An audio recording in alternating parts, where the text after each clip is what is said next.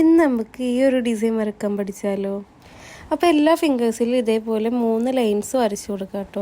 അപ്പോൾ ഒരു cap design വരക്കാനുള്ള ഒരു സ്പേസ് വിട്ടിട്ട് അതിൻ്റെ താഴെ വേണം ഈ ഒരു 3 ലൈൻസ് വരച്ചെടുക്കാൻ വേണ്ടി. അതിനുശേഷം വരച്ചെടുത്ത ലൈൻസിൻ്റെ താഴെയിട്ട് ഇതേപോലെ ഹംസ് വരച്ചു കൊടുക്കുക.